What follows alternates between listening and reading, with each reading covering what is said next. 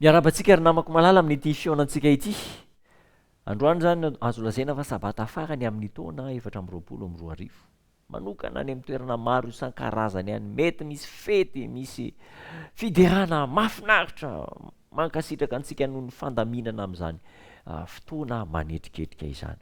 Nandritra ny teo amin'ny tapabolana teo isika dia nijery ireo zavatra hitranga amin'ny ho avy ary any amin'ilay fiainan'ny lanitra, any amin'ilay Jerosalema vaovao, ilay tanàna izay nomanin'Andriamanitra ao antsika.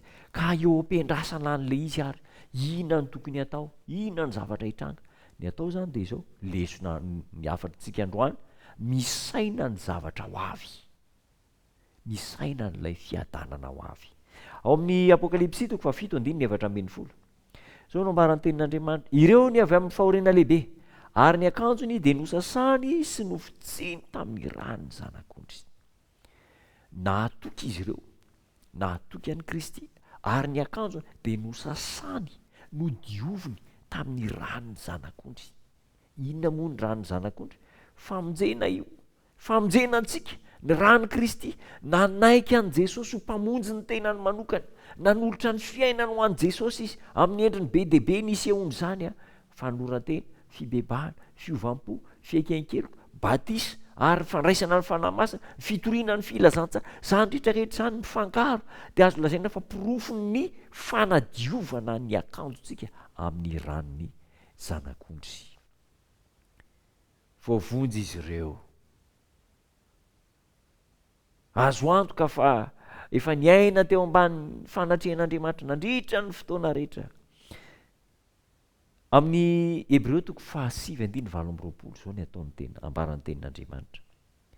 Dia tahaka izany koa Kristy rehefa nanolotra indray mandeha hitondra ny otany maro, dia iseho fandroany tsy amin'ny ota, amin'izay miandry azy ho famonjena.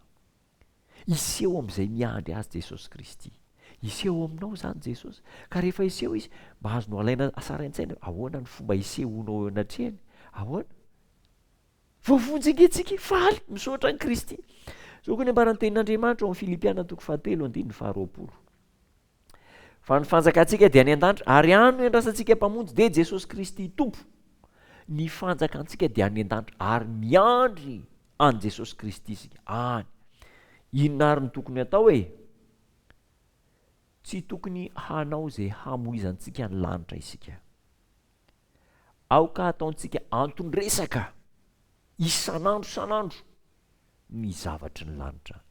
Ny toriteny rehetra tokony atao ny fampahirezana dia tokony miopana amin'ny ho avy Jesosy ho any an-danitra isika, ary anarivorivony maro mihitsy ny toriteny, ny afatra fampahirezana izay azo anaovana an'izany. Tokony ho tany sainao ambavy isan'andro fa ho any an-danitra isika. Dia tsika ve misaina an'izany zavatra zany? Raha ohatra misaina an'izany isika dia ho any mandrakariva. Zay toeran'ny harenao dia ho any koa ny fonao, ho any koa ny fiainanao, aiza ny harenantsika? Any an-danitra. Ireo zay tsy mahita fahafinaretana amin'ny fisaintsainana sy ny firasana momba an'Andriamanitra amin'izao fiainana izao, dia tsy ahita fifaliana amin'ny fiainana zay ho avy mihitsy, fiainana zay misy ny fanatrehan'Andriamanitra any olony, fiainana izay iandrandrany ny fiadanana. Ka mila mitanisana zany isan'andro. Ry namana, ampitao amin'ny namanao, ho any an-danitra isika, hody any an-danitra isan'andro. Ary dia fantokany ny foamam-panahintsika tsiraray avy. Averimbereno ary, tanisao ny zavatry ny lanitra, fa omen'Andriamanitra anao zany. Ireo ny avy amin'ny fahoriana lehibe, ary ny akanjony dia nofotsiny sy nosasany tamin'ny rano ny zanak'ondry. Voavonjy izy ireo, avitra izy ireo, avitra mandrakizay, voavonjy mandrakizay. Ny tompombanao ampitoetra an'izany afatra sarobidy izany. Vavaka isika. Ry Jesosy io, misaotra anao zay, mamerimberina isan'andro ianao fa ho avy andray anay, ka ho voavonjy izay amin'izay fotoana izay. Manomboka hatreto ny antoka fa voavonjy izay. Tompo, apetrao ao an-tsainay isan'andro fa ho any an-danitra izay, ka tsy misy tokony havarinanay na ny kely aza amin'ity tany fandalovana ity. Tahony rehetra manaraka ny fandarana, ampahirez toany rome fifaliana amin'izao andro farany izao, ka sio ny fiainany tsiraray avy amin'ny anaranao Jesosy Tompo. Amen.